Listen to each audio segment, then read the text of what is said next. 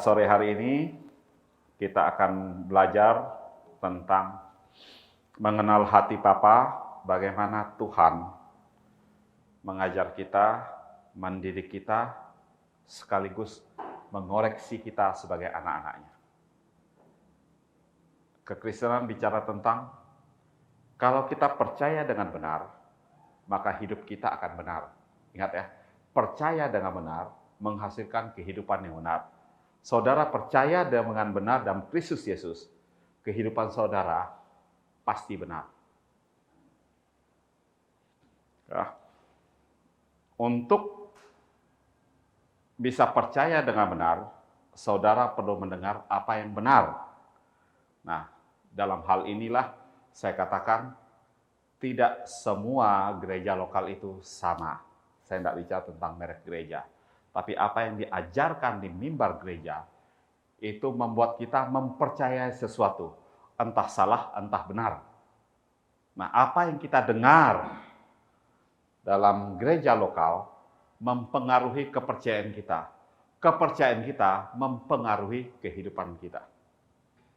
Tapi satu hal yang pasti, gereja, dalam hal ini gereja lokal, Tuhan ciptakan bentuk untuk memberi makan domba-domba, untuk memberi makan umat Tuhan.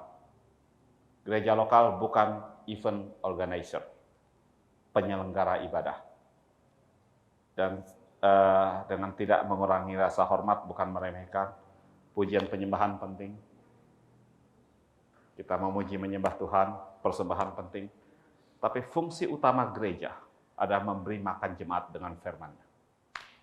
Ada satu cerita, Tuhan Yesus memberi makan lewat murid-muridnya, ya, memberi makan 5.000 orang. Tuhan Yesus mengatakan kepada ke-12 murid, suruhlah orang duduk berkelompok-berkelompok. Berarti 5.000 orang nih dibagi banyak kelompok. Kenapa dibagi banyak kelompok? Karena bayangkan satu dunia ini hanya cuma satu gereja. Mau bangun gereja sebesar apa? Kalau di kota Ambon ini, orang percaya, umat Tuhan, digabungkan jadi satu gereja, lapangan mana yang bisa menampung untuk ibadah? Betul? Berarti makanya banyak gereja lokal. Semua dipakai Tuhan. Entah kelompok yang 10 orang, ada tahu gereja yang 10 orang isinya, kelompok 50, kelompok 100, kelompok 1000, kelompok 5000, harusnya fungsinya sama.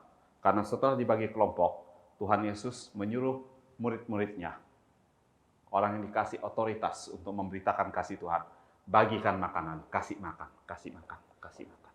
Itu fungsi gereja. Amin. Ini fungsi gereja. Nah, kita juga, gereja jangan dilihat gedungnya, kumpulan anak-anak Tuhan yang percaya kepada Kristus Yesus, namanya gereja. Kita pun sekarang sementara bergereja. Amin. Nah,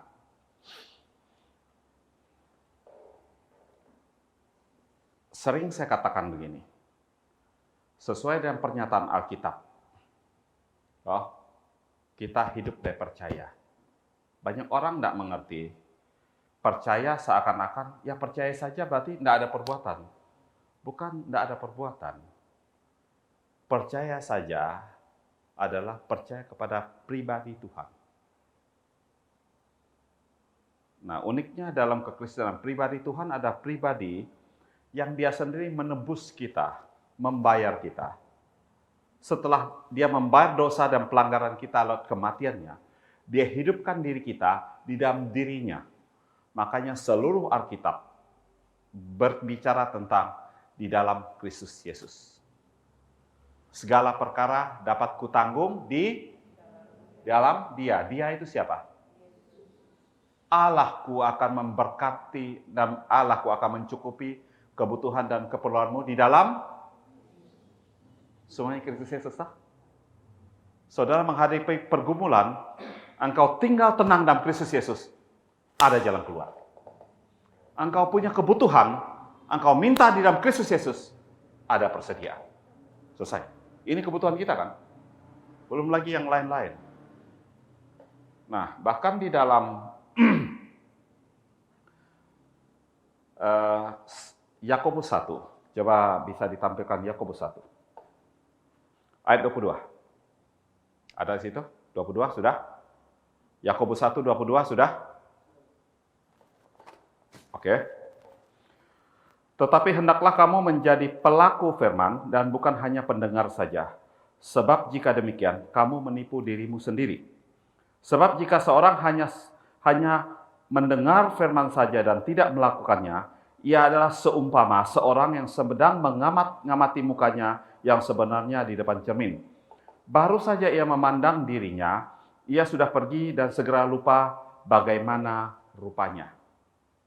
Ya, coba baca baik-baik. Berarti seseorang berdasarkan perkataan ayat 23, sebab jika seorang hanya mendengar firman saja dan tidak melakukannya, ia ada seumpama seseorang yang mengamati mukanya yang sebenarnya di depan cermin.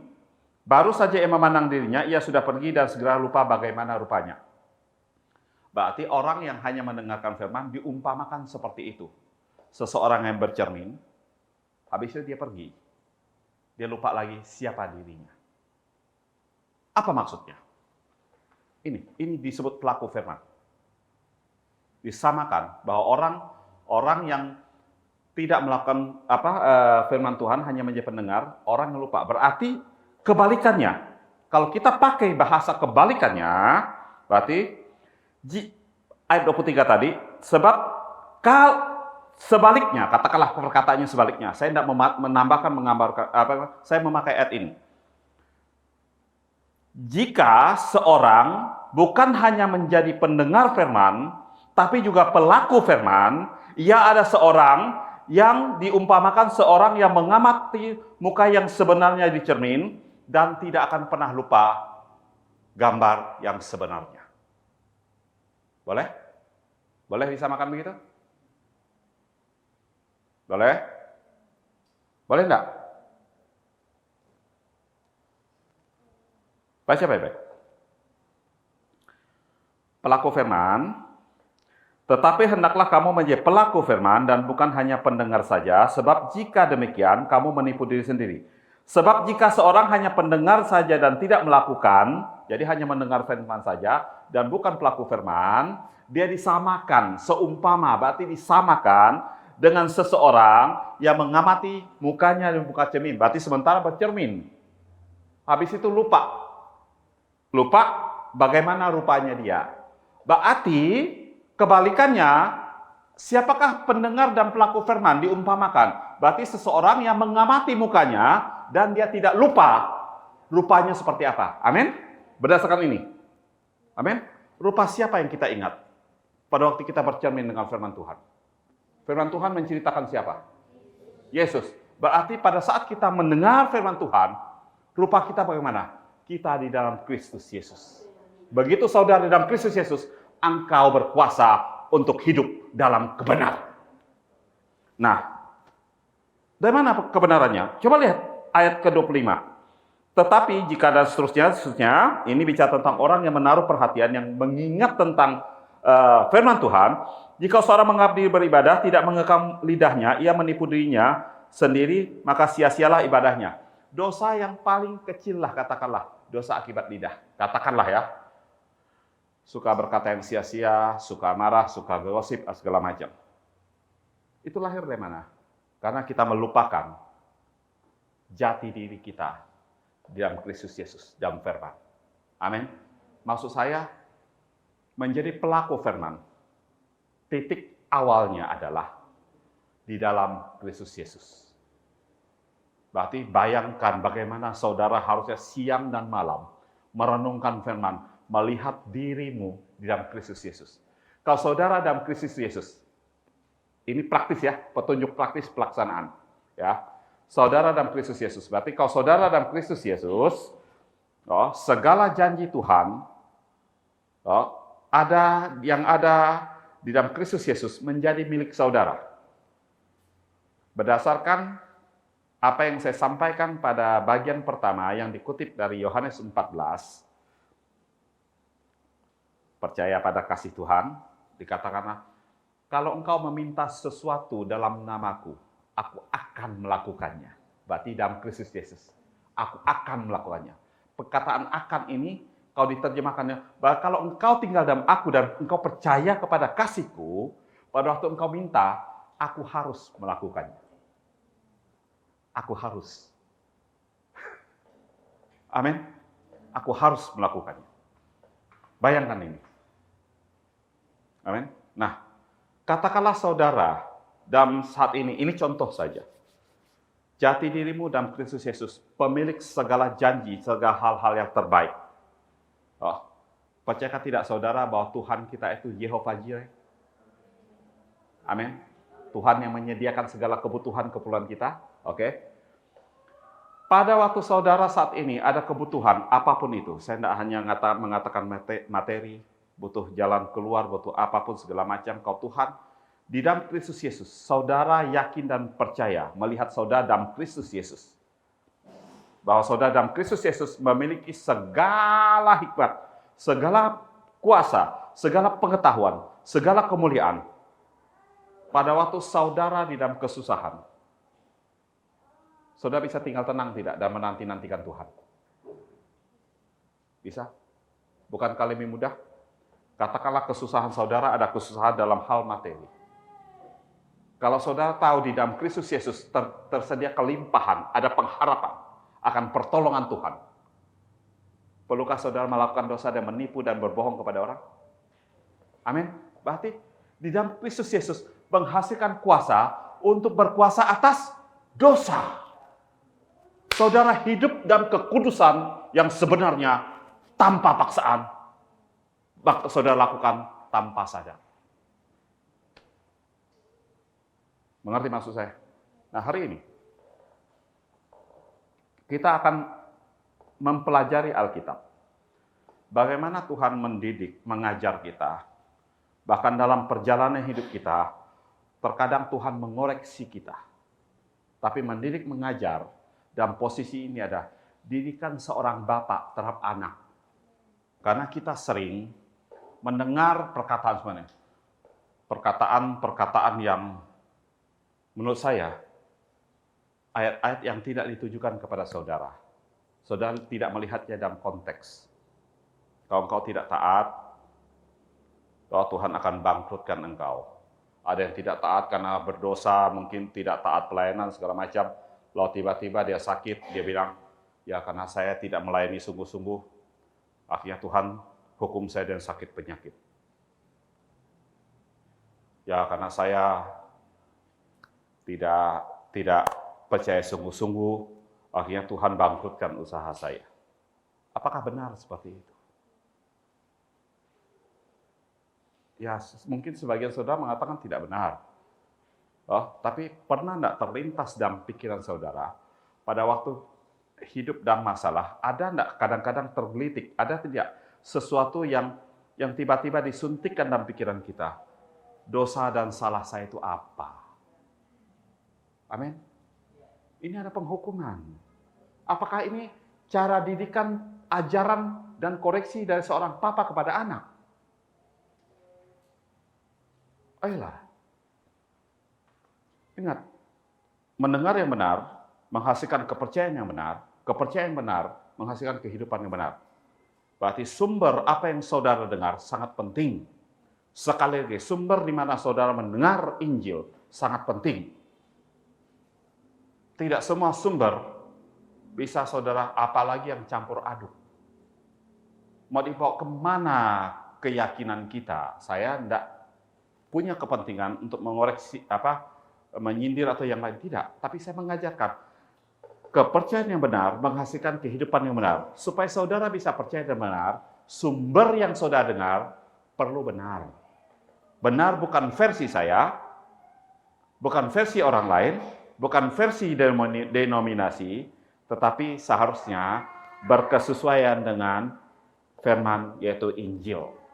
Karena Injil ini adalah artinya kabar baik, harusnya apa yang kita dengar, isinya adalah kabar baik. Kalau kita yakin bahwa Injil seluruhnya bicara tentang Yesus Kristus, berarti kita akan mendengar itu. Seperti yang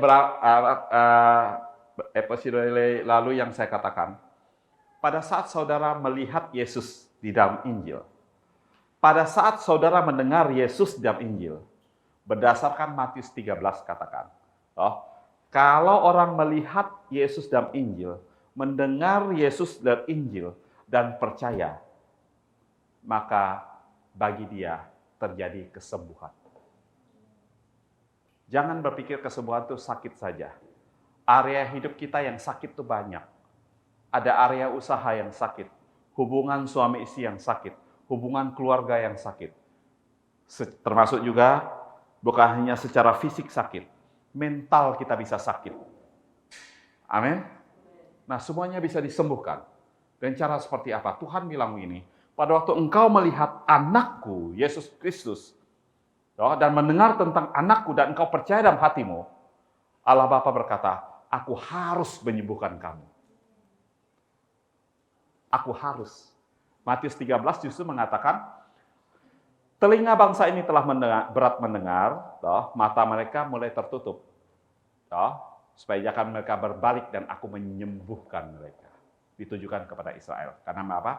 Mereka hidup di bawah hukum Taurat. Kebalikannya, saudara saya dikasih karunia untuk mengerti firman Tuhan. Berarti mata kita harusnya bisa melihat Yesus dalam Injil, bisa mendengar Yesus dalam Injil.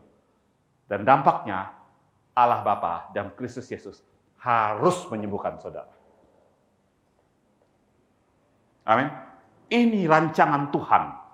Dalam kebaikannya, ini rancangan Tuhan. Pegang dulu. Ingat ya, apa yang saya ajarkan adalah pengajaran seorang bapa kepada anak. Kasih bapa kepada anak, bukan saya bapa, saudara anak, bukan maksudnya. Kasih bapa surgawi kita kepada kita sebagai anak-anaknya. Dalam Kristus Yesus. Anak yang sulung ya pasti Yesus Kristus. Kita di dalam Kristus Yesus. Allah Bapa di sorga melihat saudara dan saya dalam Kristus Yesus. Ketaatannya lah yang membuat saudara dan saya diberkati. Ketidaktaatan Adam membawa kita kepada penghukuman. Ketaatan anak satu-satunya, anak sulung Bapa yang berasal dari sorga. Kebenaran dia menjadi kebenaran kita setelah dia menanggung dosa kita.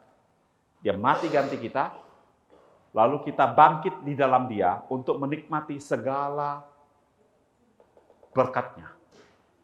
Alkitab isinya ini saja. Amin. Nah, mari kita buka di dalam Injil. Mari kita buka di dalam Injil Ulangan. Ulangan pasal 8. Bersyukur kepada Allah karena kebaikannya. Segenap perintah yang kusampaikan kepadamu hari ini, haruslah kamu lakukan dengan setia, supaya kamu hidup dan bertambah banyak, dan kamu memasuki negeri dan menduduki negeri yang dijanjikan Tuhan dengan sumpah kepada nenek moyangmu. Ingatlah kepada seluruh perjalanan yang kau lakukan atas kehendak Tuhan Allahmu di padang gurun selama 40 tahun ini dengan maksud merendahkan hatimu dan mencobai engkau untuk mengetahui apa yang ada dalam hatimu. Apakah engkau berpegang pada perintahnya atau tidak? Ia merendahkan hatimu, membiarkan engkau lapar, dan memberi engkau makan mana yang tidak kau kenal dan tidak dikenal oleh nenek moyangmu, untuk membuat engkau mengerti bahwa manusia bukan hidup dari roti saja, tetapi manusia hidup dari segala yang diucapkan Tuhan. Pakaianmu tidaklah menjadi buruk di tubuhmu, dan kakimu tidaklah menjadi bengkak selama 40 tahun ini. Maka haruslah kamu insaf bahwa Tuhan Allahmu mengajari engkau seperti seseorang mengajari anaknya. Halo? Ini seketahuan ya? Ya. Oleh sebab itu haruslah engkau berpegang pada perintah Tuhan Allahmu dengan hidup menurut jalan yang ditunjukkannya dan dengan takut akan Dia. Sebab Tuhan Allahmu membawa engkau masuk ke dalam negeri yang baik, suatu negeri dengan sungai, mata air, dan danau yang keluar dari lembah-lembah dan gunung-gunung. Suatu negeri dengan gandum dan jelainya, dengan pohon anggur, pohon ara, pohon delima, suatu negeri dengan zaitun dan madunya. Suatu negeri di mana engkau akan makan roti dengan tidak usah berhemat, di mana engkau tidak akan kekurangan apapun. Suatu negeri yang batunya mengandung besi, dan dari gunungnya kau gali tembaga. dan engkau akan makan dan akan kenyang. Engkau akan memuji Tuhan Allahmu karena negeri yang baik yang diberikannya kepadamu itu. Hati-hatilah supaya jangan engkau melupakan Tuhan Allahmu dengan tidak berpegang pada perintah, peraturan, dan ketetapannya yang kusampaikan kepadamu hari ini. Dan supaya apabila engkau sudah makan dan kenyang, mendirikan rumah-rumah yang baik dan mendiaminya, dan apabila lembu sapimu dan kambing dombamu bertambah banyak, dan emas serta perakmu bertambah banyak, dan segala yang ada padamu bertambah banyak, janganlah engkau tinggi hati, sehingga engkau melupakan Tuhan Allahmu, yang membawa engkau keluar dari tanah Mesir, dari rumah perbudakan, dan yang memimpin engkau melalui padang gurun yang besar dan dahsyat itu, dengan ular-ular yang ganas serta kalajengking, dan tanah yang gersang, yang tidak ada airnya. Dia yang membuat air keluar bagimu dari gunung batu yang keras. Dan di padang gurun engkau makan mana yang tidak dikenal oleh nenek moyangmu, supaya direndahkannya hatimu, dan dicobainya engkau, hanya untuk berbuat kepadamu pada akhirnya. Lihat Tuhan, segala pencobaan, segala hal-hal yang dia dijalani oleh Israel, Tuhan bilang gini, apapun itu, toh pada akhirnya untuk kebaikan saudara, bukan kebaikan Tuhan. Karena keadaan Tuhan sudah baik. Dia tidak pernah kekurangan satu apapun. Amin. Maka janganlah engkau katakan hatimu, kekuasaanku dan kekuatan tangankulah yang membuat aku memperoleh kekayaan ini. Tetapi haruslah engkau ingat kepada Tuhan Allahmu, sebab dialah yang memberikan kepadamu kekuatan untuk memperoleh kekayaan, dengan maksud meneguhkan perjanjian yang diikrarkannya dengan sumpah kepada nenek moyangmu seperti sekarang.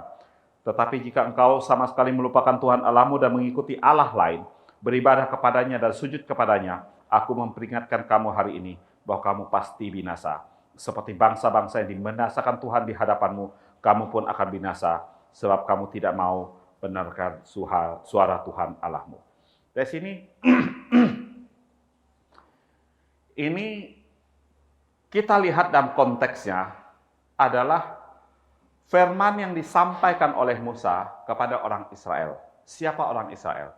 Orang Israel umat pilihan Allah, satu-satunya. Saudara dan saya pun sekarang menjadi umat pilihan Allah secara rohani. Amin.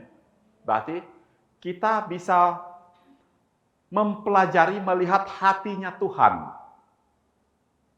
Ya, hatinya Tuhan. Ingat yang saya katakan di dalam Lukas 24, perjalanan di Emmaus, Tuhan mengatakan kepada kedua orang ini bahwa di dalam kitab Musa, apakah ulangan ini termasuk kitab Musa? Termasuk? Bercerita tentang siapa? Yesus ya. Berarti kitab Musa bicara tentang Yesus. Berarti ini pun kita dudukkan dalam pemahaman tentang cerita tentang Yesus. Jangan keluar dalam konteks. Sekalipun ini bicara tentang orang Israel. Orang yang hidup di bawah pekerjaan hukum Taurat. Makanya segala sesuatu diajarkan mereka dalam perbuatan. Kuduskan hari Sabat. Bukan untuk saudara dan saya. Persembahan sulung. Bukan untuk saudara dan saya.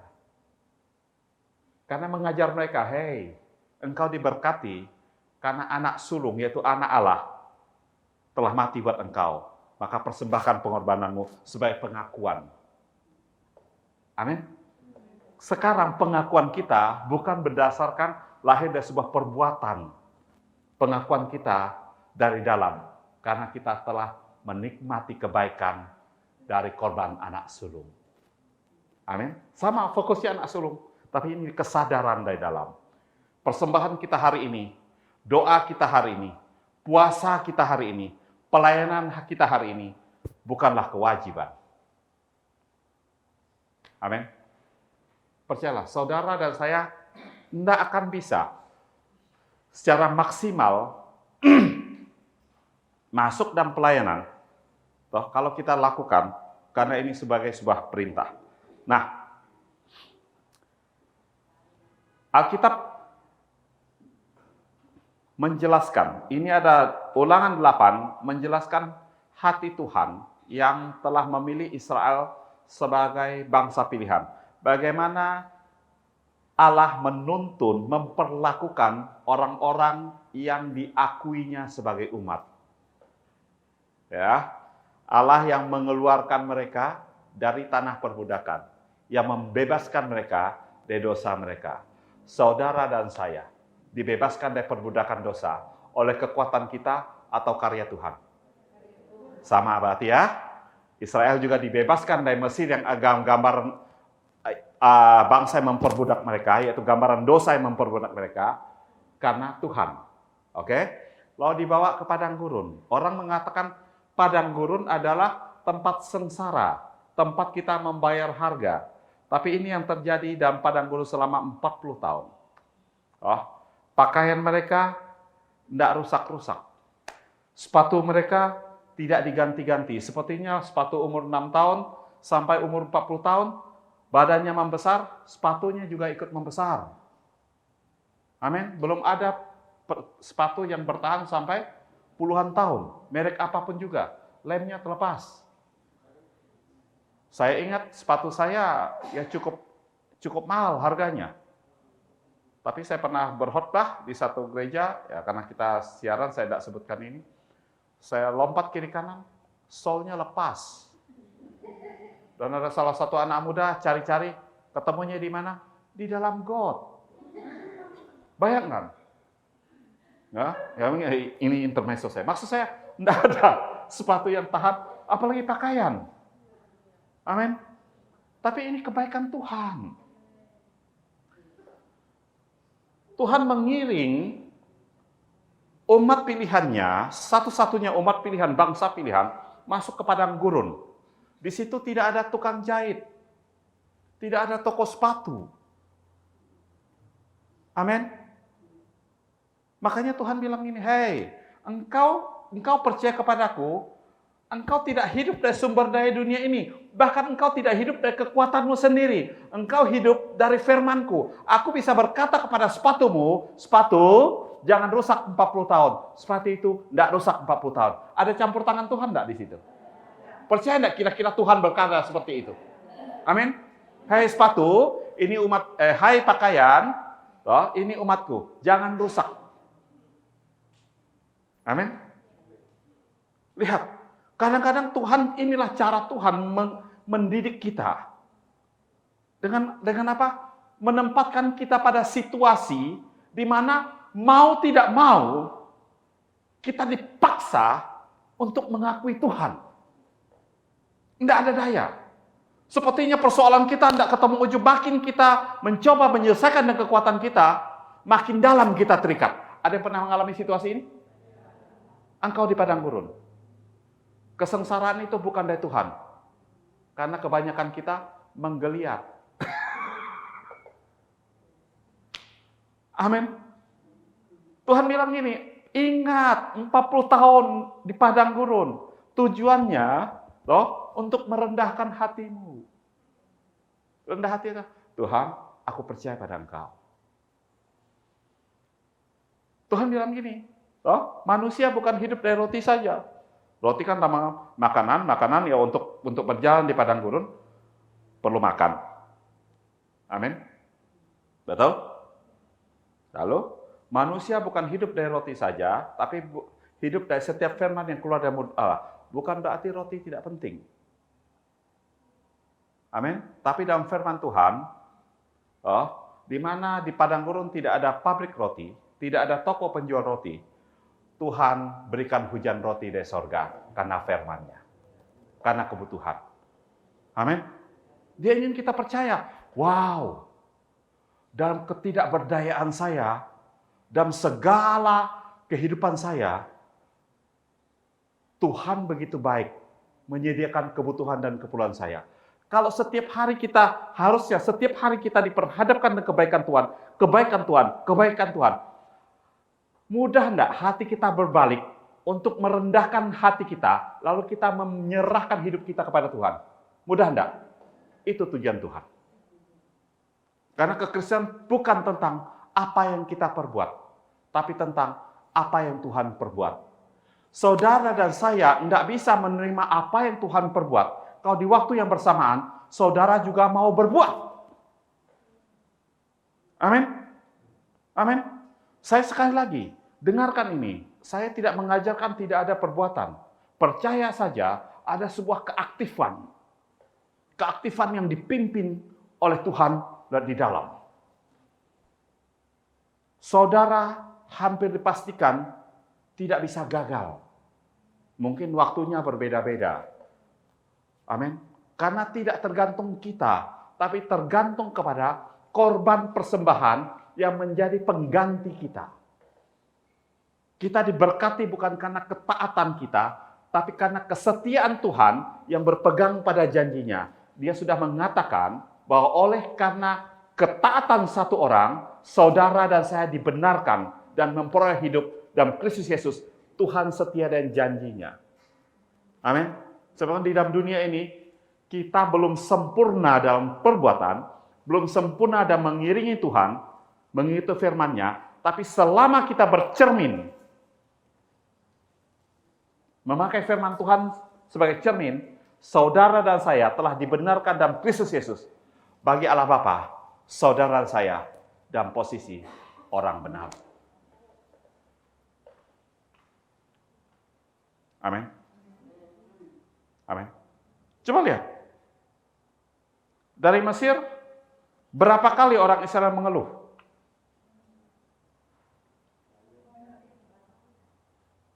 Sebelum sampai di Laut Merah, mereka mengeluh. Musa, tidak ada kuburan di Mesir ya. Toh, sampai kamu bawa kami ke padang gurun untuk mati di sana, dibantai oleh orang Mesir. Toh, kira-kira keluhan itu, ketidakpercayaan itu dosa enggak? Apakah Tuhan memarahi mereka? Kenapa?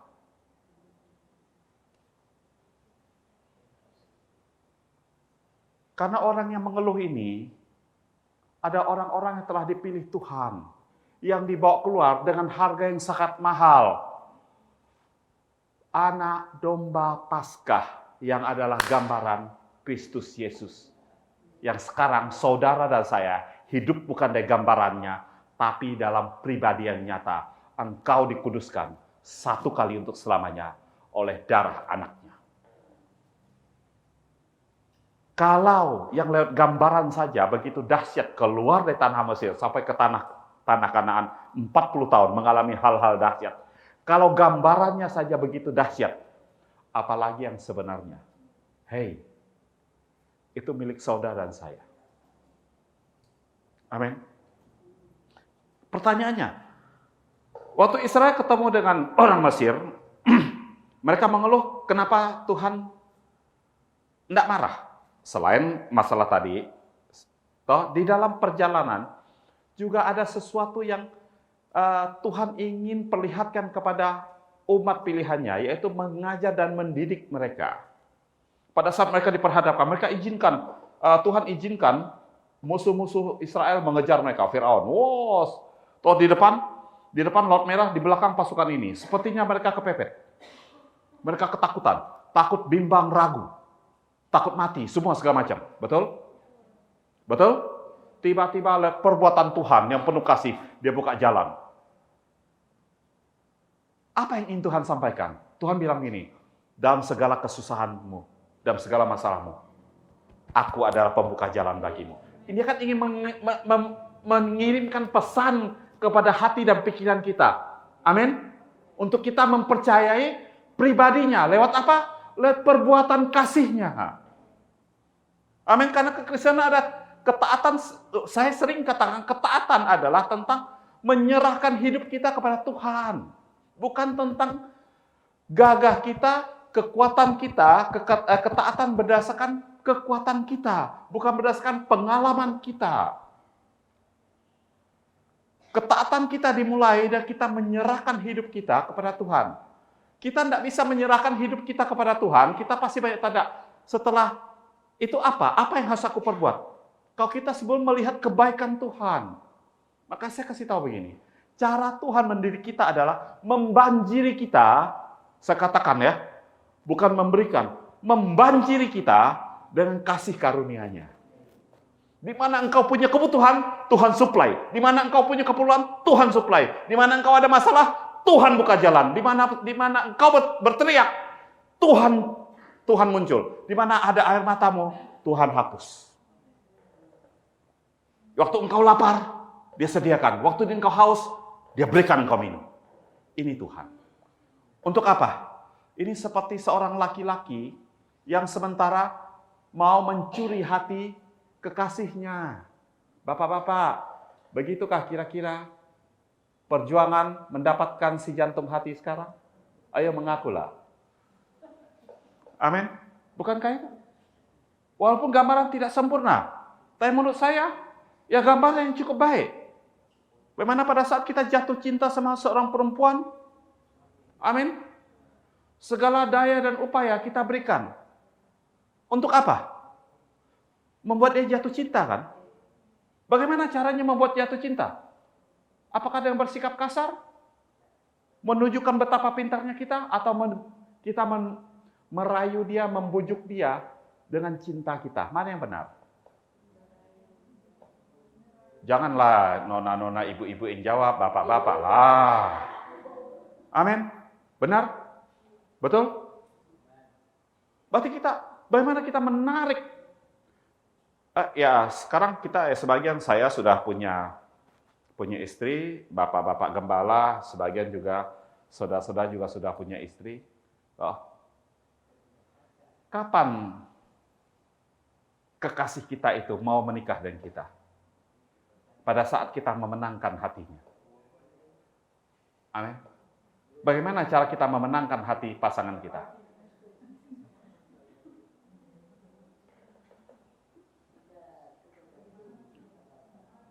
Saya kasih tahu, seseorang yang kaya belum tentu dipilih oleh wanita. Sekalipun dia kaya, tapi pelit. Gunanya apa untuk dia? Amin. Tapi kaya, tapi wah murah hati, membanjiri dia dengan pasangan, dengan hadiah segala macam. Cepat sekali jatuh cintanya. Benar? Benar? Kalau pintar, tapi lagaknya 1001. Perempuan suka? Belum tentu. Tapi kalau pintar, tapi murah hati, baik, pembawaannya sopan segala macam, wanita mana yang tidak cepat jatuh cinta? Benar nggak kira-kira? Benar?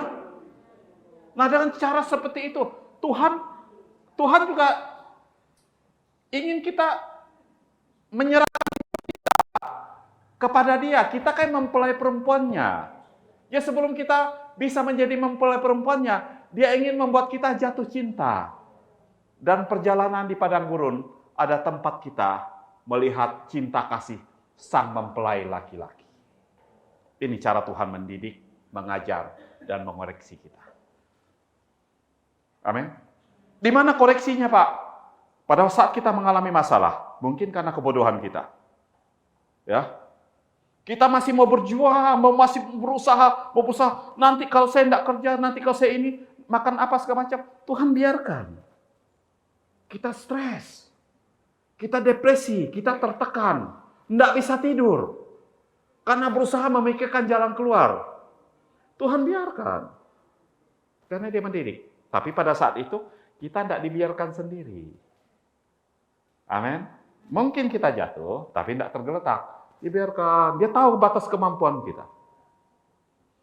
Tapi biasanya, kalau sudah menyerah, Tuhan bilang, sudah menyerah? Nah, nih aku perlihatkan cinta kasihku. Dia beri kita jalan keluar. Sesuatu yang kita usahakan untuk mendapatkan jalan keluar, Tuhan berikan dengan mudah dan cuma-cuma. Supaya tujuannya apa?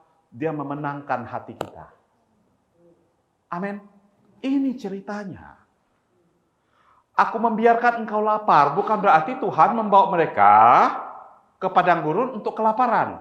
Tapi maksudnya gini, mereka dibawa keluar dari Mesir untuk menuju ke tanah Kanaan. Di sini ada padang gurun yang harus dilalui. Membiarkan mereka lapar, katakanlah Israel kan kaya. Mereka Tuhan membuat orang Mesir bermurah hati. Sehingga semua orang mendapatkan emas perak dari masing-masing orang Mesir. Berarti pada mereka ada banyak uang. Tapi apakah uang itu bisa membeli roti di padang gurun? Tidak bisa. Berarti mereka lapar kan? Tidak ada jalan buat mereka. Betul? Katakanlah mereka ada roti, ada persediaan 1-2 kilo. 1-2 hari, habis enggak? Habis. Setelah itu, mau bertanam. Tanam di mana? Tuhan membiarkan mereka lapar, dalam arti, dan secara alami mereka akan lapar. Sampai mereka lapar, dan mereka berteriak, Tuhan lapar. Mereka berteriak kan? Lapar. Tuhan turunkan mana. Amin. Tuhan tidak bilang, ini bangsa tidak bisa bersyukur. Sudah saya keluarkan dari tanah perbudakan. Dikasih hati minta jantung. Ini kata orang, bukan kata Tuhan. Jangan samakan Tuhan dan orang yang sering mengatakan itu kepada saudara. Ayolah. Tuhan kita adalah kasih. Amin. Oh, tiap hari dikasih mana? Tiap hari kasih mana? Yang minta dikasih hati minta jantung, ya memang orang Israel. Tapi Tuhan kasih saja. Sudah dikasih roti dari sorga. Mereka bilang ini, tiap hari makan roti, bosan. Kami mau makan daging. Tuhan kirim apa? Angin kencang. Dari segala penjuru, ditiup angin, burung puyuh. Hinggap semua, di depan perkemahan mereka tinggal tangkap. Mau rebus-rebus, mau panggang-panggang, mau bakar-bakar, semuanya tersedia. Makan daging mereka. Nggak usah berburu, tinggal tangkap. Ini Tuhan model apa begini? Kau bukan Tuhan yang penuh kasih. Amin. Oh, mereka haus. Musad. Oh, kami kehausan ini. Cepat-cepat Tuhan bikin apa? Keluarkan air dari batu karang. Air yang pahit dijadikan manis. Dilempar dengan kayu. Kayu lambang apa? Salib. Hidupmu yang pahit, toh terkena salib, hidupmu jadi manis. Amin. Amin. Semua tentang Yesus. Batu karangnya dipukul. Siapa batu karang itu? Yesus disalib, dipukul, di atas kayu salib, ditindas. Supaya apa? Dia mengeluarkan air yang menyegarkan buat saudara dan saya. Ini semua tentang Yesus. Amin. Dia tuntun kita. Dia mengajar kita, mendidik kita dan kebaikannya. Bahkan kalau kita salah, dia mengoreksi kita pun dengan kebaikannya. Ini jalan Tuhan. Tidak ada yang namanya Tuhan itu merancangkan hal-hal yang jahat buat saudara dan saya. Itu pemikiran kita. Itu adalah sesuatu yang salah yang saudara selama ini dengar. Itu bukan kabar baik. Pembalasan Tuhan kepada musuh-musuhnya, bukan kepada anak-anaknya. Amin. Amin. Ayolah, metanoialah. Kenalilah Tuhan dengan cara seperti ini. Dan ini bukan hanya cerita jemaat Tuhan. Ini ada contoh bagi kita. Bagaimana baiknya Tuhan dalam kehidupan kita. Untuk kita lihat hati Tuhan untuk kehidupan kita hari ini. Kau saudara di padang gurun, bersyukurlah. Karena apa? Tuhan kita sementara mau membuat saudara dan saya terpesona. Kalau keadaan kita sempurna, tidak ada kurangnya, lengkap semua. Tuhan tidak punya kesempatan untuk menunjukkan cintanya. Amin. Justru dalam kelemahan kita, kasih Tuhan menjadi nyata. Amin. Amin. Dan kita selalu punya kekurangan. Selalu punya kekurangan. Bahkan segala rancangan musuh-musuh kita yang membuat kita menderita, kita atau apapun namanya, Tuhan pakai untuk memulihkan kita. Untuk apa? Supaya kita jatuh cinta. Karena saudara ingin hidup dalam ketaatan, gampang. Karena firman Tuhan berkata, kalau engkau mengasihi aku, engkau akan menuruti segala perintahku. Berarti bagaimana caranya saudara bisa menuruti seluruh perintah Tuhan? Pada saat engkau jatuh cinta sama Tuhan. Bagaimana engkau bisa jatuh cinta sama Tuhan pada waktu engkau melihat bagaimana Tuhan mencintaimu dan mengasihimu. Amin. Ini Injil, ini sederhana, begitu saja. Jadilah penerima yang baik, maka engkau akan muncul sebagai saksi-saksi Tuhan. Amin. Coba pikirkan baik-baik. Jangan melihat semuanya hukum Taurat itu untuk orang Israel, karena mereka memang tidak mau hidup di bawah kasih karunia. Di dalam Keluaran 19, pada waktu mereka mengatakan, berfirmanlah Tuhan, apapun yang kau katakan, kami sanggup lakukan. Setelah dari Gunung Sinai, waktu orang Israel mengeluh, mereka mati. Mereka berbuat dosa, mereka mati. Kenapa? Dari Mesir, sebelum mereka meminta di bawah hukum Taurat, mereka hidup di bawah kasih karunia. Kesalahan mereka sepertinya tidak dilihat oleh Tuhan. Karena apa? Karena apa? Mereka di dalam karya anaknya, walaupun itu ada gambaran di dalam anak domba Paskah.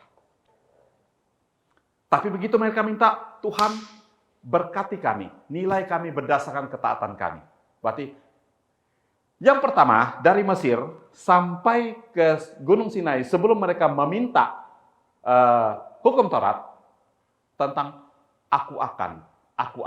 Tuhan yang melakukan, Tuhan yang membelah Laut Merah, Tuhan yang menyediakan mana, Tuhan yang menyediakan burung puyuh, Tuhan yang menuntun mereka, Tuhan yang memberikan payung besar, tiang awan kepada mereka, Tuhan yang memberikan api besar, tiang api kepada mereka, Tuhan yang menjaga mereka dari ular dan kalajengking, Tuhan yang menjadi pelindung mereka, Tuhan.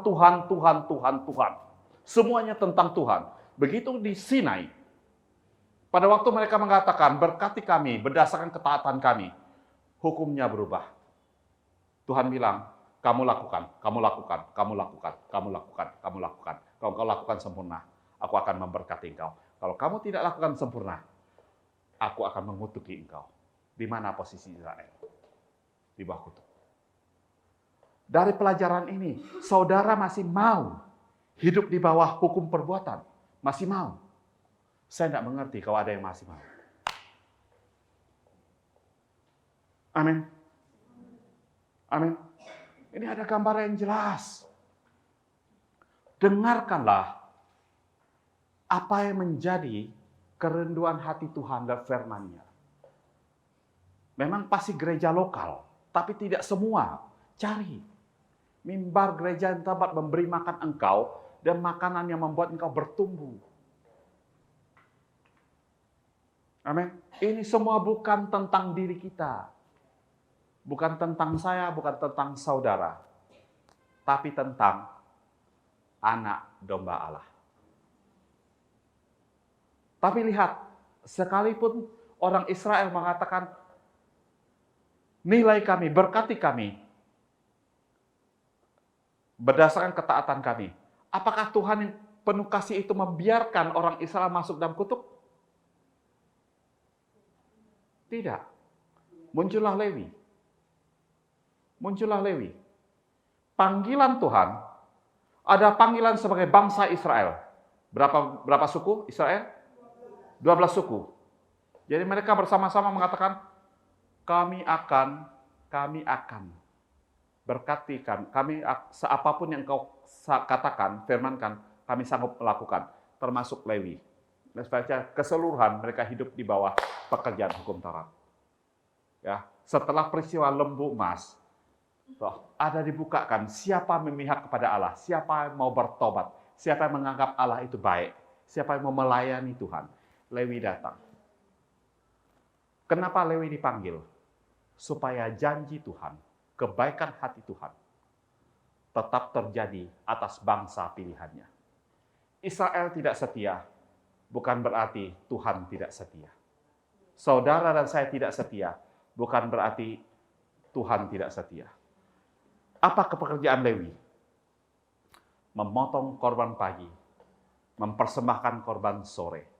Semua korban bakaran, korban apapun dibakar. Agar apa? Agar ke-11 suku yang lain tetap diberkati oleh Tuhan.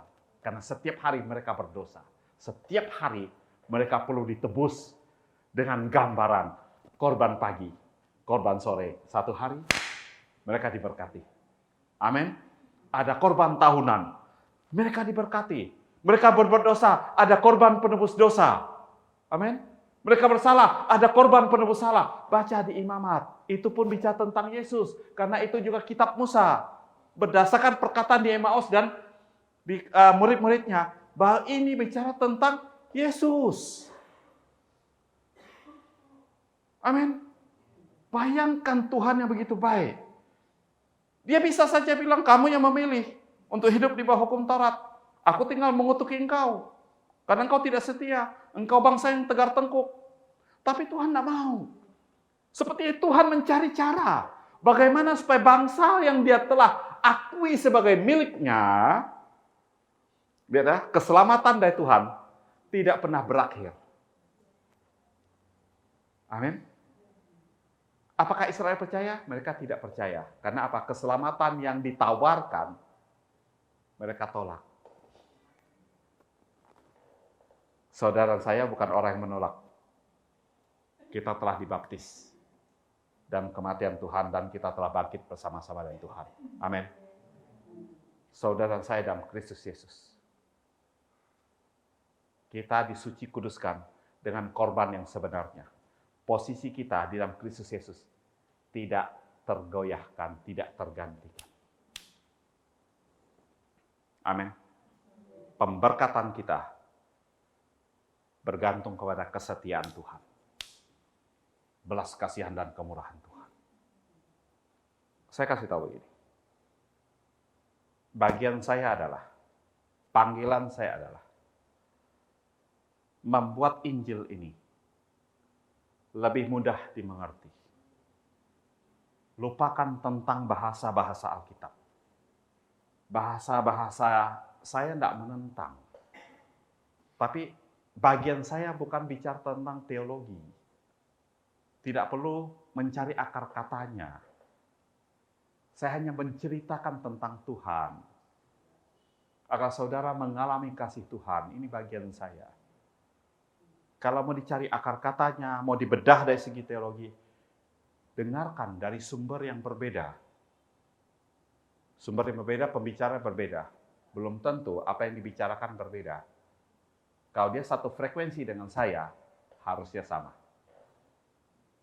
Kalau sama-sama membicarakan ini tentang Tuhan, ini tentang Tuhan, ini tentang Tuhan. Kecuali yang berbeda frekuensinya. Apa yang harus aku perbuat? Tentang manusia. Tentang aktualisasi diri. Tentang perbuatan manusia. Tentang meneladani manusia. Tentang mengikuti pengalaman manusia. Ini pasti frekuensinya berbeda. Amin. Saudara saya kan, ini kita secara alami adalah orang yang penuh dengan pengalaman. Amin. Perlu keberanian untuk metanoia. Karena saat saudara mengatakan, Tuhan akan memberkati engkau. Pertanyaan pertama kita adalah, apa yang aku harus perbuat supaya mendapatkan berkat Tuhan? Betul enggak? Kenapa kita tidak melihat Tuhannya? Kenapa harus kita fokuskan ke diri kita? Ini yang saya tidak mengerti. Kenapa? Kita penuh dengan pengalaman diri dan pengalaman orang lain. Orang lain bercerita kepada kita waktu dia susah, dia melakukan ini dan itu. Kita berpikir inilah kebenarannya. Saya akan perlihatkan sesuatu. Sekarang. Waktu Abraham, Adamlah mulai dari Adam. Adam jatuh ke dalam dosa. Inisiatif untuk membawa Adam masuk dalam karya penebusan, itu inisiatif Tuhan atau usahanya Adam? Memotong seekor anak domba untuk jadi pakaian. Inisiatif Tuhan. Betul? Adam menutupi diri dengan daun. Tidak ada gunanya. Berarti ini yang berhasil adalah yang datang dari Tuhan. Berarti tidak ada di sini campur tangan Adam kecuali menerima. Amin. Tuhan Tuhan jahitkan pakaian, tinggal sarungkan, engkau sudah ditebus. Ayolah. Amin. Zaman Nuh. Tuhan menyesal atas segala perbuatan dosa yang terjadi di bumi ini. Pertanyaan saya sederhana. Kalau dari segi perbuatan, kira-kira Nuh berdosa enggak? Berdosa. Tapi Alkitab berkata, Nuh mendapat kasih karunia Tuhan. Berarti dia mendapat keselamatan, tinggal dan bahtera, bukan karena dia pantas. Halo? Tapi karena kasih karunia Tuhan. Ini inisiatif Tuhan, idenya Tuhan, perbuatan Tuhan, atau perbuatan Nuh.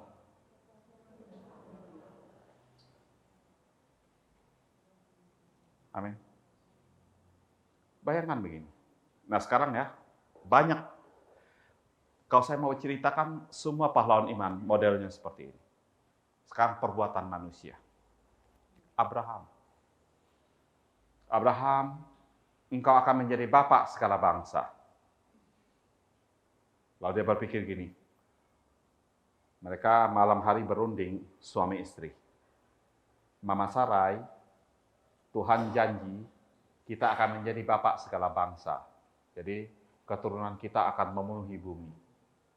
Tapi bagaimana caranya ya? Mama Sarai kan mandul. Saya juga sudah tua ini. Mulai apa yang harus kita perbuat ya? Nah, ini ada janji. Lalu apa yang harus kita perbuat ya? Lalu dia mulai bicara. Bapak Abraham, yang bisa melahirkan anak ini perempuan normal. Bukan perempuan mandul. Kalau perempuan mandul dapat cerita dari mana bisa punya anak. Jadi barangkali Tuhan akan menggenapi firman-Nya. Toh, lewat saya punya pembantu ini. Kawinlah dia. Ambil dia sebagai istri Bapak. Dia masih muda. Oh, kelihatannya ada penampilan dia subur ini. Lahir anak memang. Tapi itu campur tangan manusia. Berantakan tidak. Toh pada akhirnya janji Tuhan. Tanpa campur tangan manusia. Manusia hanya menjalani. Waktu Abraham umur 99 tahun, tambah tua lagi. Berarti Sarah tambah tua lagi. Toh, pada waktu mereka sudah tidak punya sumber daya apapun. Bahkan secara fisik sudah pada tahap yang paling nadir. Tuhan menepati janjinya. Berarti ini pekerjaan Tuhan atau perbuatan Abraham dan Sarah. Tuhan. Tuhan yang berjanji, Tuhan yang menggenapi, Tuhan yang mengerjakan. Tapi kan di situ ada perbuatan. Bagaimana mereka tidak? Ya maaf ya.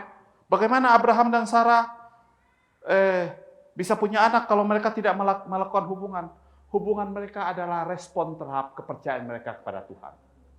Ya tua-tua gini kita berhubungan, Tuhan pasti makanya mereka berhubungan. Karena apa? Kepercayaan kepada Tuhan. Kalau tidak, pilih lagi mai tua baru. Pilih lagi istri baru. Amin. Berarti ini berdasarkan kepercayaan. Petrus. Jangan Petrus dulu ya. Daud dulu. Daud. Seseorang, semua orang yang dipanggil Tuhan, biasanya keluarnya dari padang gurun. Karena harus ada perjumpaan pacaran dulu. Cinta kasih dulu, baru muncul. Daud dari padang pengembaraan. Dia bermain ini, mungkin dia menikmati kasih Tuhan. Lihat hal-hal yang kecil-kecil. Tuhan menyertai dia, memberi kekuatan dia melawan singa, beruang. Tuhan memberkati dia, penuhi dia dengan sukacita. Hal-hal yang sederhana.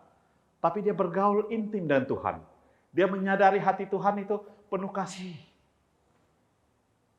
Amin. Dia nggak tahu apa-apa. Tapi Tuhan melihat dia. Ingin mempromosikan dia. Dia nggak punya sumber daya. Badannya mungkin tidak kekal. Dia bahkan mungkin tidak punya cita-cita untuk menjadi raja. Oh, ya raja domba dan kambing boleh, karena dia pengembala, berarti dia raja atas kambing dan domba. Tapi Tuhan melihat hatinya. Yang percaya, berarti hai, anak muda ini bisa dipakai. Hatinya percaya kepadaku. Dia dipromosikan. Amin. Bagaimana cara Daud menjadi raja? Padahal pada waktu itu sudah ada raja. Amin. Samuel datang mentahbiskan dia, mengurapi dia. Belum otomatis jadi raja maksudnya. Masih ada Raja Saul. Betul? Satu ketika tampillah seorang Goliat, pencemooh, musuhnya umat Tuhan. Semua orang takut, termasuk Raja Saul takut. Tiba-tiba Daud ditempatkan di situ, di waktu yang tepat, di tempat yang tepat. Anak muda yang tidak punya sumber daya apa-apa ini. Dalam arti dalam peperangan ya. Dia tidak pernah, dia mau dipakaikan pakaian perang saja dia kedodoran. Bagaimana mau perang? Kalau sampai dia bisa memotong kepala Goliat, ini pekerjaan Tuhan atau perbuatan Daud?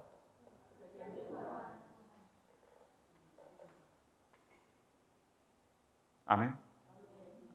Tapi belum selesai. Belum selesai. Dalam perjalanannya Saul sangat membenci Daud. Ini dia sudah diurapi jadi raja. Dia pemegang janji Tuhan bahwa dia akan jadi raja. Berkali-kali, saya katakan berkali-kali, kalau saya katakan berkali-kali, bacalah Alkitab, selidikilah Alkitab. Berkali-kali dalam Samuel, kitab Samuel. Berkali-kali. Daud punya kesempatan untuk membunuh Saul.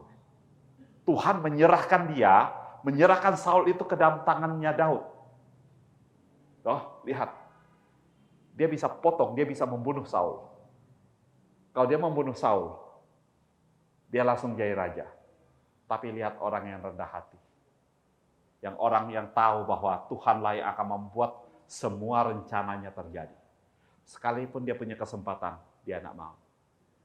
Pantang tanganku membunuh seseorang yang diurapi oleh Tuhan. Padahal pengurapan Tuhan tidak ada lagi di atas Saul. Tapi lihat imannya, lihat pengharapannya. Tidak ditujukan pada dirinya, pada kekuatannya, tapi pada Allah. Amin. Dan di atas di atas pemahaman ini, tahta kerajaan Daud kekal selama-lamanya. Karena Yesus Kristus Tuhan, yang adalah anak Daud,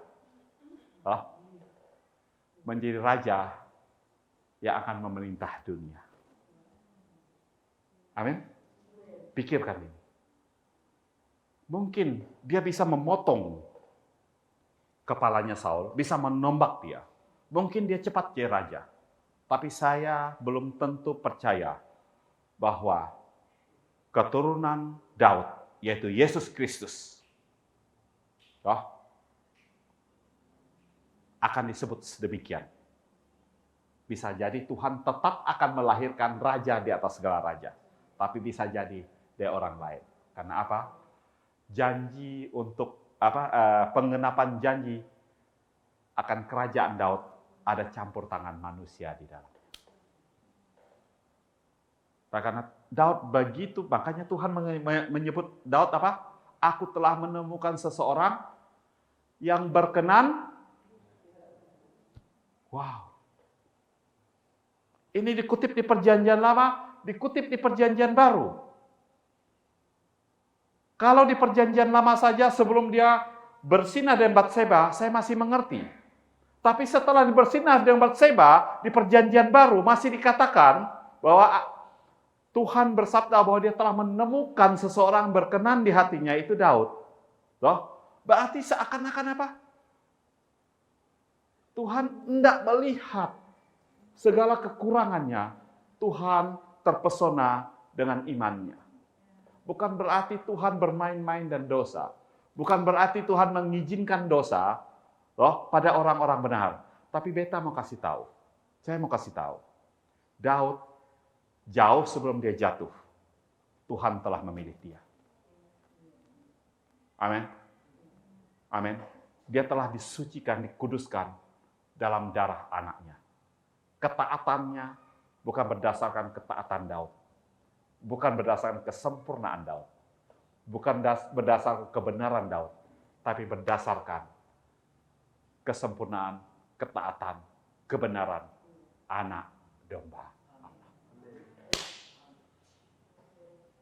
Terjadi kan? Bayangkan ini. Maksud saya, barangkali butuh waktu. Barangkali butuh waktu. Ada orang mengatakan tidak perlu 40 tahun, sekian bulan bisa sampai di tanah Kanaan. Kenapa perlu waktu 40 tahun? Ya karena kita mengeraskan hati. Kita lambat untuk percaya. Kita masih berusaha cakar kiri kanan. Hidup kita penuh dengan keluhan. Kita selalu berpikir tentang bagaimana. Bukan mempersembahkan hidup kita kepada Tuhan. Kita penuh dengan ide-ide. Kita penuh dengan pengalaman-pengalaman. Pak Tuhan bilang, aku akan memberkati engkau. Aku akan. Hei, terimalah. Karena bagian Tuhan yang membuat saudara terpesona. Tuhan ingin saudara taat. Amin. Tapi Tuhan tahu kunci ketaatan itu di mana? Kasih. Bahwa waktu engkau menyerahkan hidupmu, engkau taat. Amin. Dalam situasi apapun juga, engkau percaya pada Dia, kemungkinan besar dosa tidak akan berkuasa terhadap hidupmu. Amin. Berarti inisiatif Tuhan untuk menunjukkan cintanya pada saudara, bukan tentang kita. Seperti orang pacaran, nona-nona paling pintar, jual mahal sedikit. Ya, jangan, tapi mau. Di hadapan Tuhan, janganlah, terima semuanya. Kan manusia toh.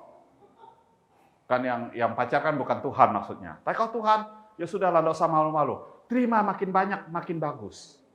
Semakin saudara melihat kasih Tuhan dalam hidupmu, engkau akan semakin jatuh cinta.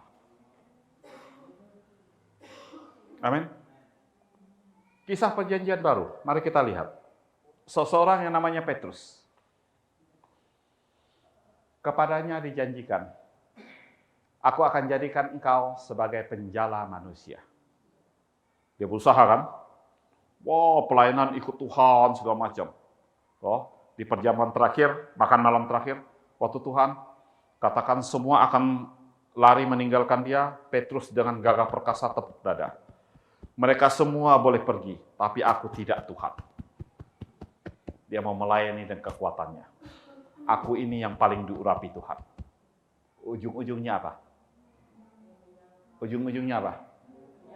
Tuhan bilang gini, sebelum ayam berkokok, ayam tidak akan berkokok kalau kamu belum menyangkal aku 3 kali.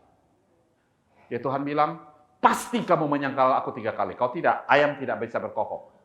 Berarti pagi-pagi ayam tidak ada suaranya. Amin. Hebatnya Tuhan. Ayam jantan saja bisa bikin bisu. Betul tak? Dia menyangkal Tuhan. Setelah kebangkitan Tuhan di sebuah danau yang sama, Tuhan hanya tanya, Petrus, apakah engkau mengasihi aku? Ya Tuhan, aku mengasihi engkau. Gembalakanlah domba-dombaku. Artinya, kasih makanlah domba-dombaku. Beritakan kasih karuniaku. Bagaimana Petrus bisa memberitakan kasih karunia kepada domba-dombanya? Tuhan tahu caranya. Dia tidak pernah mengungkit tentang bagaimana Tuhan Petrus menyangkal dia. Malah lewat penyangkalan Petrus. Sesuatu yang janji Tuhan, bahwa aku akan menjadikan engkau sebagai penjala manusia. Dia bukan hanya menjadi seorang hamba Tuhan. Ya kalau katakan gereja mula-mula pada waktu itu ada sebuah sinode. Petrus adalah langsung diangkat menjadi ketua sinode. Bayangkan, ada 11 murid yang lain. Walaupun semuanya lari, katakan semua lari. Tapi yang 10 ini tidak menyangkal Tuhan. Yang paling kelakuannya tidak baik dari 11 murid itu, ya Petrus tadi itu. Malah orang yang paling tidak benar kelakuannya. Justru Tuhan promosikan. Supaya apa? Tuhan memenangkan hatinya. Amin. Ini cara Tuhan mendidik, mengajar, dan mengoreksi kita. Saya agak bingung sedikit kalau setelah mendengar pengajaran malam hari ini, saudara masih percaya kecelakaan itu Tuhan yang merancangkannya karena engkau tidak taat.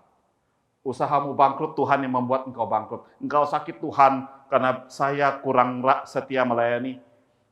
Kalau begitu jangan melayani, supaya engkau tidak jatuh dalam penghukuman. Tidak melayani juga tidak apa-apa. Amin. Halo.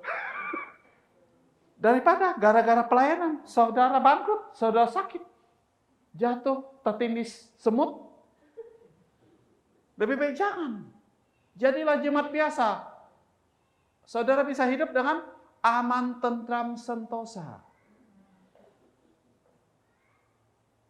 Amin. Tapi bukan seperti itu. Tuhan pasti dia tertawa, dia bangga melihat anak-anaknya mau tampil melayani, memberitakan kasih-Nya.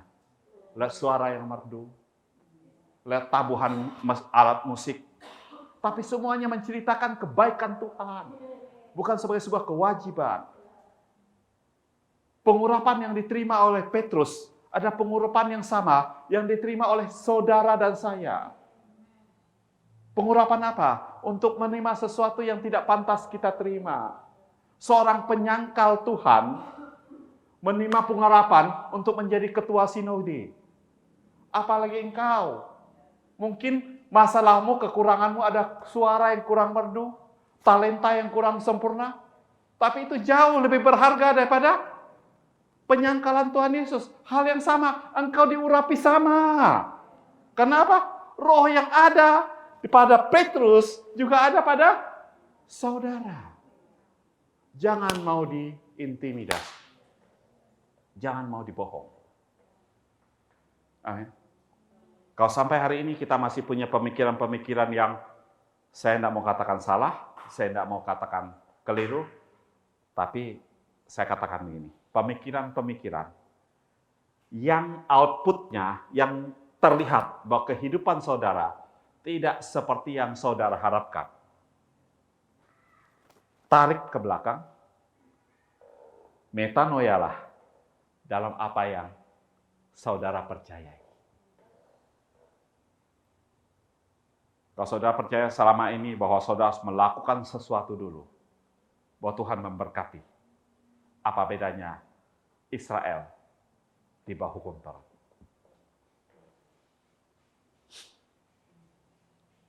Amin. Tapi pelajari bagaimana hati Tuhan terhadap Israel. Dia penuh kasih. Amin. Lihat ini, tujuannya apa? Merendahkan hati kita. Maka saya bilang, sesuatu yang bisa terlihat oleh manusia ada kerendahan hati. Anak-anak Tuhan, dengan rendah hati, engkau bisa memperlihatkan kasih Tuhan. Amin. Tuhan memberikan kemuliaan sebesar apapun juga. Kalau saudara tidak punya kerendahan hati, yang terlihat adalah maaf, kesombongan. Dan itu bukan kasih. Saya mendorong saudara, kalau kita membentuk komunitas Raja Wali, menjadilah penerima yang baik dari kasih karunia dulu. Ayolah. Saya tahu bukan satu malam, satu hari, pengajaran, langsung kita berubah. Tapi bertekunlah dalam pembacaan Alkitab. Ketemukan Yesus di dalam setiap bagian firman Tuhan yang kita baca. Temukan supaya saudara mendengar tentang Yesus, saudara melihat tentang Yesus di dalam Alkitab. Amin. Sampai kita berkumpul, menerima hal-hal baik. Selanjutnya terserah saudara. Sekali lagi, yang saya sampaikan, saya tidak bertanggung jawab bagaimana Tuhan berkarya dalam hidup saudara. tanggung jawab saya adalah memberitakan kebenaran sesuai yang diilhamkan kepada saya. Itu saja. Saudara mempercayai apa yang saya ajarkan.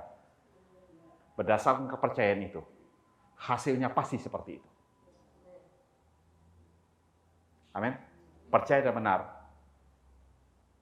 Hasilnya akan benar, bukan berarti apa yang saya ajarkan benar. Maksud saya, apa yang kita percaya dan benar, apa yang kita percayai, hasilnya sama dengan apa yang kita percayai. Ini tidak bisa benar, tidak bisa beda. Ya tetap saya sebagai seorang pemberita, karena saya punya keyakinan apa yang saya ajarkan benar, ya saya katakan apa yang saya ajarkan benar. Tapi orang lain juga pasti mengatakan apa yang mereka ajarkan benar. Saudara yang memilih. Satu saja yang saya katakan sejak awal, dengarkan ini. Selidiki Alkitab. Pelajari kebenaran Tuhan berdasarkan konteksnya. Jangan mencomot satu ayat, lalu disambung dengan ayat yang lain, lalu segala macam. Dan lihat Alkitab. Semua isi Alkitab berbicara tentang Yesus, berbicara tentang Yesus. Bukan berbicara tentang diri saya, bukan bicara tentang diri saudara. Bukan bicara tentang apa yang saudara perbuat, saya perbuat. Tetapi apa yang Tuhan perbuat bagi saudara. Berdasarkan Injil, ini isinya. Amin. Hal mendasar ini yang paling sulit untuk dilakukan metanoia. Perubahan pola pikir. Saya perlihatkan sesuatu.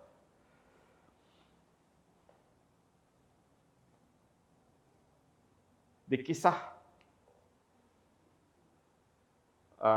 anak domba yang hilang.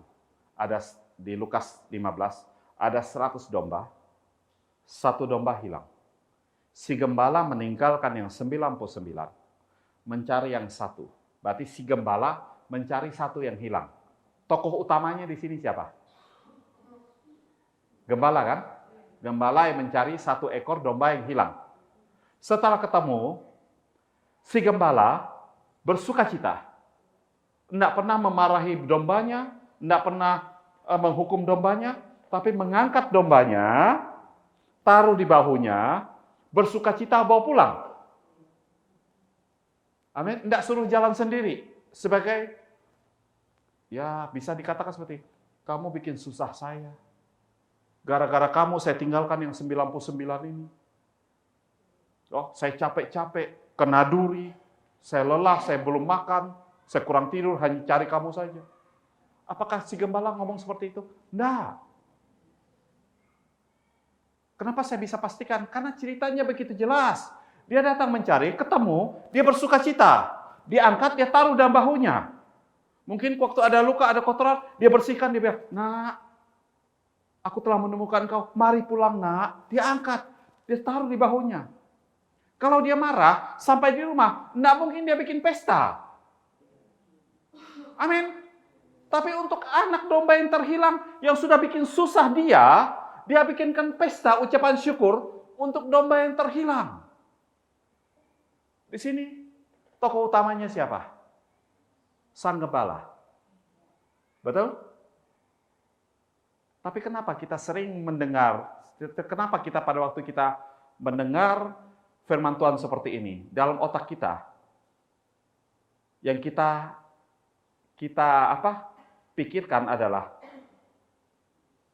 bukan si gembalanya, tapi si dombanya. Kita berpikir, kita meneliti apa yang dilakukan oleh si domba ini.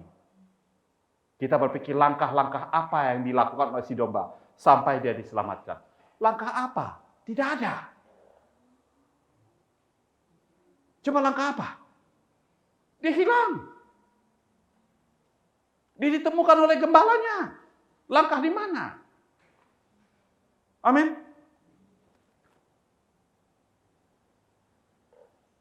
Lalu ada cerita.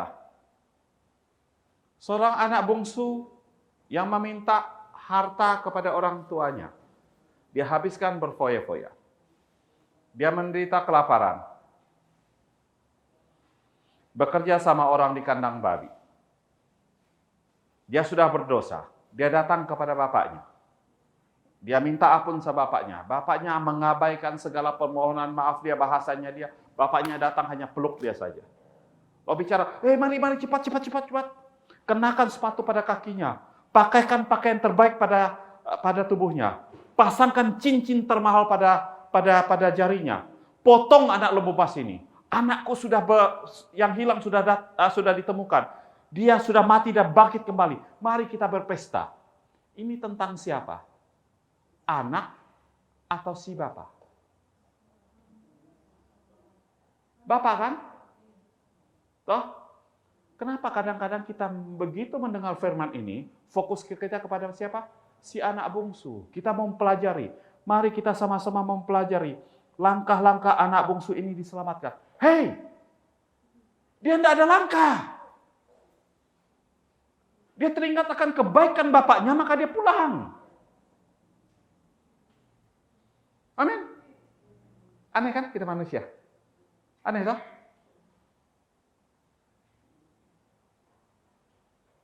Petrus setelah menyangkal bertobat. Kita bukan melihat kebaikan Tuhan. Yang kita selidiki, langkah-langkah apa yang Petrus lakukan? Langkah apa? Langkah apa? Salomo, raja muda, minta hikmat. Oh Tuhan kasih. Bukan hanya hikmat dikasih. Kekayaan semuanya dikasih sama dia. Kita tidak melihat kebaikan Tuhan di situ. Yang begitu bermurah hati. Yang kita lihat itu apa? Langkah-langkah Salomo. Supaya diberkati. Alangkah lucunya kita. Injil yang harusnya bicara tentang Tuhan yang penuh kasih. Kita fokuskan kepada manusia dan aktualisasi diri manusia. Amin. Pak Yesus sendiri sudah berkata, apa yang tertulis dalam Injil ini berbicara tentang aku dan karya keselamatan, pengorbananku di atas kayu salib yang sudah selesai. Amin. Baik kepada dua orang di Emmaus maupun kepada murid-muridnya, dia membicarakan hal seperti itu. Kalau Yesus dia mengatakannya, masa kita tidak percaya? Amin. Ayolah. Percayalah kepada kebaikan Tuhan. Saudara dan saya akan jatuh cinta. Pada waktu saudara jatuh cinta, kepada saudara dianugerahi hikmat, dianugerahi pengetahuan, dianugerahi kemuliaan dalam Kristus Yesus. Engkau punya segala sesuatu untuk hidup saleh di hadapan Tuhan. Sesuatu yang engkau usaha kerjakan bertahun-tahun dengan memeras otak, entah keluar dari masalahmu atau mengejar kekudusan yang sesungguhnya. Hei, temui di dalam jati dirimu, memakai firman Tuhan sebagai cermin saudara dan saya di dalam Kristus Yesus. Amin. Oke, mari kita akhiri sesi malam hari ini. Bapak akan mengucap syukur. Terima kasih untuk semuanya. Hamba telah selesai memberitakan tentang pribadimu yang penuh kasih, yang mengajar, mendidik, bahkan mengoreksi kami dengan kasih. Toh pada akhirnya semua untuk kebaikan kami. Terima kasih Tuhan, memberkati kami semua yang hadir malam hari ini. Mereka semakin mengenal Engkau, mata hati pikiran pendengar mereka dibukakan. Mereka melihat Engkau di dalam Injil. Mereka mendengar Engkau di dalam Injil. Dan sesuai dengan janji-Mu, bahwa setiap orang yang melihat dan mendengar Engkau dan percaya dalam hatinya, Engkau memulihkan keadaan mereka. Terima kasih Bapa. Dalam nama Yesus Kristus Tuhan, kami berdoa, mengucap syukur. Haleluya. Amin. Kami menyapa Anda yang mengikuti kelas pengajaran kami secara online dimanapun Anda berada. Apabila Anda mengikuti pelajaran ini dan Anda punya pertanyaan-pertanyaan, baik tentang topik pembahasan yang dibahas pada hari ini, maupun mungkin ada pertanyaan-pertanyaan yang timbul dalam hati saudara tentang kabar baik atau Injil, kami mengundang saudara semua untuk bisa menulis kepada kami melalui email eaglegenerationmovement@gmail.com. Kami akan senang sekali Anda menulis pada kami dan kami dengan senang hati akan memberikan jawaban-jawaban dari pertanyaan Anda. Saudara sekalian, kami mau bilang tidak kebetulan Anda menyaksikan siaran ini. Dan apabila saudara-saudara yang kebetulan berdomisili di kota Ambon dan sekitarnya, mari kami mengajak saudara-saudara sekalian untuk bisa bergabung kita bersama-sama belajar tentang kabar baik yaitu Injil Yesus Kristus. Tuhan Yesus mengasihi saudara dan saya. Tuhan Yesus memberkati kita semua.